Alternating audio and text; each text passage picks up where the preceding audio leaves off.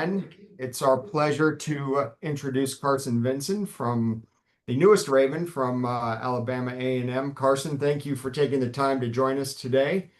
As always, please utilize the raise hand function if you have a question, and we will call on you. And with that, we will kick things off with Ryan Mink. Congratulations, Carson. Yes, sir. Thank you. Just can you talk about your emotions being selected by the Ravens and how much pre-draft contact you had with them? Did you think you could end up in Baltimore? I had my 30 visit with them, and it was an amazing time. And you always think in the back of your head, but especially coming from a small school, like it's almost surreal. Like you never, like you think it's gonna happen, but you never really know. So like I seen the Baltimore number pop up, and everything kind of slowed down a little bit. It kind of slowed down. I said, let me answer this call. But it's been a blessing. I don't know if it's even still hit me yet, but it's I can't put into words how much I'm blessed to be put into this position. Luke Jones. Congratulations, Carson. Going through the pre-draft process, you said it coming from a small school. What kind of feedback did you get that teams liked, and where do you feel you need to improve the most for your game to translate to the next level? Yes, sir. So like the biggest thing with me is like I bring tenacity and I'm an athlete. It's those two things that I really hang my hat on, and a lot of things that the Ravens organization can help me with. Other things that I need to work on is like my technique. Coach Warhop, he's a great coach. So there's a lot of things like that where I feel like I'm in a perfect position to be the best player that I can. We'll go to Brian Wacker. Hey, Carson, congratulations, man. Yes, sir. Thank you. Just, how familiar are you with the Ravens, just as an organization, in terms of what they'd like to do on offensive line, and obviously getting a chance to work with veteran all-pro guy like Ronnie Stanley and so forth? Yes, sir. Like Ronnie Stanley, he's a guy that I watched a lot of tape on because I feel like me and him had a lot of similarities and stuff like that. So I watched tons of tape on him. And when I think of the Ravens, I think of fast, physical players and like getting up and down the field. And that's really who I am as a person. I'm fast. I'm violent. That's really what I do. So it's a blessing made in heaven, and I just can't thank you guys enough. Garrett Downing. Hey, Carson, just as you went through this process, were the Ravens a team you kind of circled and hoped that you would end up here? How did you view the possibility of potentially coming to Baltimore? It's so crazy because my agent, and he's gonna love it because my agent, he literally texted me before the draft. He says I can literally envision you in the Ravens jersey, and it's happened. So I guess he's the man. It's just, man, I thought, this process is a long process, but that I was able to get up there for a visit, and it really felt like home. It really felt like a place that I can live with, I can live, grow up in. So it's an amazing thing to be. Jonas Schaefer. Hey Carson, congratulations. How important do you think was the Senior Bowl? Your experience there? I saw that you were the only HBCU player invited there. I mean, do you feel like that was a kind of a momentum changer for you during this pre-draft process? Yes, sir. I really think it was. That Senior Bowl was able to put me on a stage where I could really prove myself against the best of the best athletes, especially like when you come from a smaller school. That's one thing that a lot of people have questions on is if it can translate into a higher level. So the Senior Bowl was just a blessing to get the invite, and then to prepare myself to play well at it, was just the icing on the cake. We'll go to Gianna Hahn and then Brian Wacker again.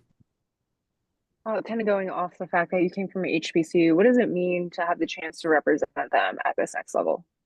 Being from an HBCU is so special because there's been like over this entire process when HBCU guys get past our space. We have our rivalries and we have the teams that we go at each other. But after when we get past it, like we're all one big family. We're all one big thing. So I mean, I've gotten support from every single team from HBCU, especially after I got the Senior Bowl invite. After games, they'll say, "Hey, you're gonna do great things at the senior." So it's all like one big family, and with the transfer portal and the way things is, a lot of guys feel like they have to transfer up to go to where they want to go. But it's really important to me that, I say that Alabama A&M for all 4 years. It's the best 4 years of my life. And you can go to anywhere you want to from the institution that you're at. So it was really important for me. Brian Wacker and then Ryan Mink. Yeah, Carson, speaking of A&M, I think you're the first player to get drafted from there in like 30 years. Yes, sir. What does that kind of mean to you? Is it sunk in and does it matter where a guy comes from, i.e. small school versus big school and so forth?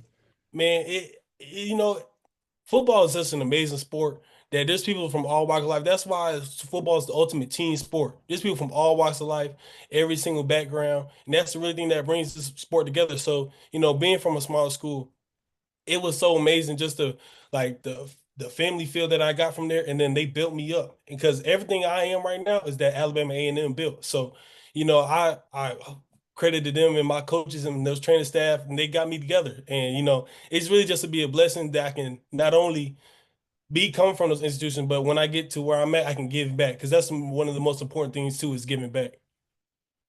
Ryan and then Karita Parks. Yeah, Carson, I'm curious about your decision not to leave A&M and enter the portal and try to go somewhere else. Why did you make that decision specifically? And then secondarily, how did everybody miss on recruiting you out of high school? Like, how did that happen given your size and everything? Why were you so lightly recruited? Yeah, I'm from Cary, North Carolina, and NC State's right here, Duke's right here, North Carolina's right here. And none of them wanted me. None of them wanted me. I slipped through the cracks, but Alabama A&M, they found me. They found me and they took me in with open arms. So especially like when those schools came back around calling, I grew up a North Carolina fan. I wanted to go to Carolina, and they came back calling around my senior year, and I wasn't going to go because you didn't want me out of high school. So it was really just a chip on my shoulder that I took throughout college, and then I said, okay, I'm gonna do it from the school that wanted me first. Karita, do you have a Hi, question? I do. Hi, Carson. I just wanted to circle back. When you were talking about being from an HBCU, is that you said it's important for you to give back. So I'm just curious if you could just tell me what it is that you're looking to do. Just give me more insight on that piece.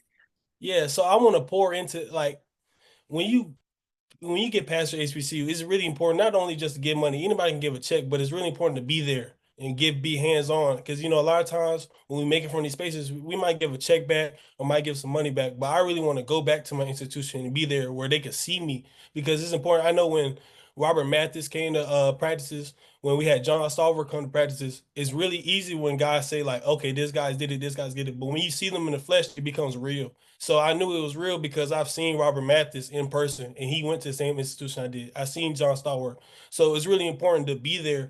And that's how I really want to get back. It's about me being hands-on. We have time for two more, so we'll go Jonas, Schaefer, and then wrap it up with Ryan Mink. Hey Carson, yesterday one of the picks that the Ravens made was on one of your fellow Senior Bowlers, Mike Green. I don't know if you guys ever matched up one-on-one or in practice, but what were your impressions of him as a player and a person?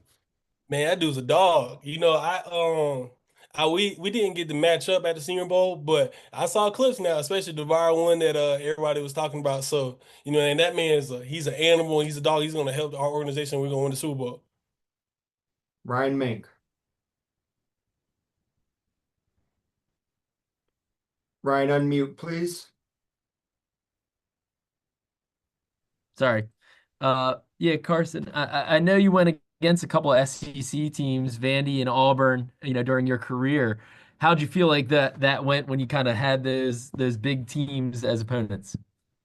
Yeah, those are amazing experiences because you really see how you match up against those guys, and you really see what you're made of. And those are great experiences for me. Those was games that a lot of scouts and a lot of people wanted to see from me. So it was just an amazing experience to play against those players and really show that I can do this. And then you go to a space like the Senior Bowl, which is the best of those best, and it's just exponentially better.